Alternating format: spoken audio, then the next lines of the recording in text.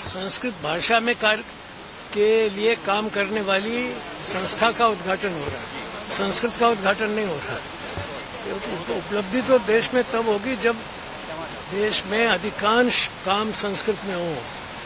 आपको शायद मालूम नहीं है कि जब संविधान बन रहा था तब डॉक्टर अंबेडकर ने भी इस बात का प्रयास किया था कि संस्कृत भारत की राष्ट्रभाषा हो जाए, और कई लोगों ने उसमें प्रस्ताव रखा। बाद में वो प्रस्ताव पारित नहीं हुआ, लेकिन मेरा कहने का तात्पर्य है कि तब से लोगों की इच्छा ये थी कि ये संस्कृत भारत की वास्तविक राष्ट्रभाषा होनी चाहिए। नहीं हो पाई, लेकिन संस्कृत में काम तो होना ही चाहिए।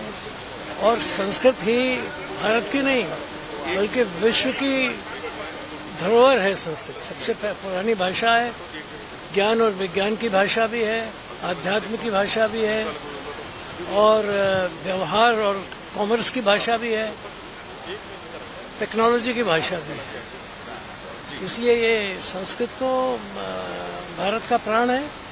उसके लिए ये कार्य करने वाली संस्कृत है कि लोक भारती की संस्था है, उसका उद्घाटन हो रहा है। मेरे लिए बड़े बहुत सालों से इनका प्रयास चल रहा था, तो आज ये शुभ आरंभ हो रहा है। और क्या अपेक्षा है कि किस तरीके से देश के युवा इसमें उत्साह दिखाएंगे?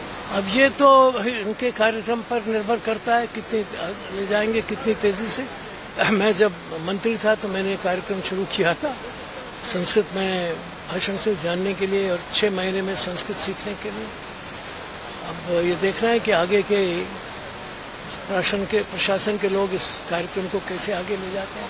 जिस समय की बात करें, भारत आज विश्व गुरु है, एआई के उसमें भी एक बड़ा हाथ है, तो भाषा के ऊपर हमारे देश की क्या एक भूमिका? अब ये जो सवाल है कि हम विश्व गुरु, इसको मैं आजकल मानता हूँ, ये शब्द हमें नहीं बोलना चाहिए। हम विश्व गुरु आजकल नहीं है। विश्व गुरु होना चाहिए, विश्व गुरु कभी थे, मगर आज हम हैं ऐसा नहीं है।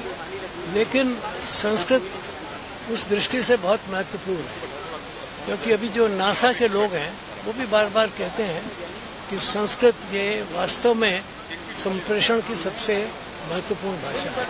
और जैसे आजकल आप क्वांटम कंप्यूटिंग कहते हैं, वो जब कभी होगा, अभी तो सामान्य कंप्यूटिंग है, तो उसमें भी संस्कृत का सबसे बड़ा महत्व होगा। मैं ऐसा समझता हूँ कि भारत की अभूतपूर्व देन होगी अगर हम संस्कृत को विश्व संप्रेषण की भाषा, या जिसको आप कंप्यूटिंग की भाषा कहते हैं, उसको जल्दी से जल्दी बनाएं, क्योंकि इसी भाषा में वो शक्ति है जो बहुत बड़े ज्ञान के समुद्र को एक सीपी में बंद कर सकते। सर, अभी एक स्पेशल पार्लियामेंट सेशन बुलाया। यहाँ सेशन का सवाल नहीं है, यहाँ संस्कृत का सवाल है। वो संस्कृत में नहीं हुआ। चुप रहो, चुप रहो। संस्कृत के अलावा बकवास मत। देश के युवाओं को मैं यही कहूँगा कि वो संस्कृत सीखें, संस्कृत में भाषण करना सीखें, लिखना सीखें, संस्कृत साहित्य को पढ़ें, और संस्कृत में जो ज्ञान है उसको अर्पण करें। दुनिया के सभी महत्वपूर्ण व्यक्तियों ने इस बात को कहा है। शायद लोगों को मालूम नहीं है कि जिसने क्वांटम भौतिकी का श्री गणेश किया था, जिसका नाम था श्रोडिंगर, उसने एक ही बात कही थी कि मैं जो कुछ कर रहा हूँ वो वही है जो भारत के ब्राह्मण ने कहा था, तत्वमसि।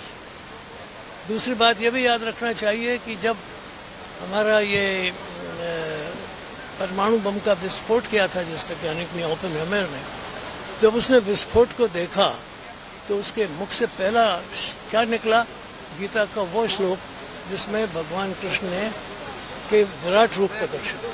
तो उसने ये कहा देख करके कि ऐसा लगता है कि वो विराट रूप का दर्शन मुझे हो गया। तो इसलिए संस्कृत को बहुत सारे विद्वानों ने, वैज्ञानिकों ने, सबने पढ़ा है, उसका ज्ञान भी देखा है, उसकी सामर्थ्य को भी देखा है। और मैं ऐसा समझता हूँ कि भारतवासी जितनी अधिक से अधिक मात्रा में और जितनी जल्दी से जल्दी संस्कृत के ज्ञान का अवगाहन करें, उसका अनुशीलन करें और उसको अपने जीवन में लाएं, भारत का उद्धार होगा। विश्व के लिए भी वो बहुत महत्वपूर्ण योगदान है। कोई पाठ्य प्रणाली, कोई कक्षा ऐसा कुछ मेंशन करना चाहेंगे, क्योंकि शिक्षा राज्य का भी विषय है, तो इसमें नहीं, हमने तो बहुत कुछ किया था। जो राज्य आगे कर रहे होंगे वो उनका काम है। मैंने तो इसको जो केप का एक बैठक होती है उसमें ये भी कहा था कि संस्कृत अनिवार्य विषय पढ़ाया जाना चाहिए, लेकिन वो अनेक राज्यों ने स्वीकार नहीं किया उसको। मगर कठिनाई ये है कि उत्तराखंड राज्य ने अपनी राजभाषा, द्वितीय राजभाषा संस्कृत बनाई, लेकिन वहाँ भी संस्कृत के लिए कोई काम नहीं। आजकल एक विचार शायद ये है कि दुनिया में जो कुछ है, खासतौर पर जो वाणिज्य है, व्यापार है और बड़ी शिक्षा है, वो सब की सब अंग्रेजी में है, तो लोगों का ध्यान उधर है।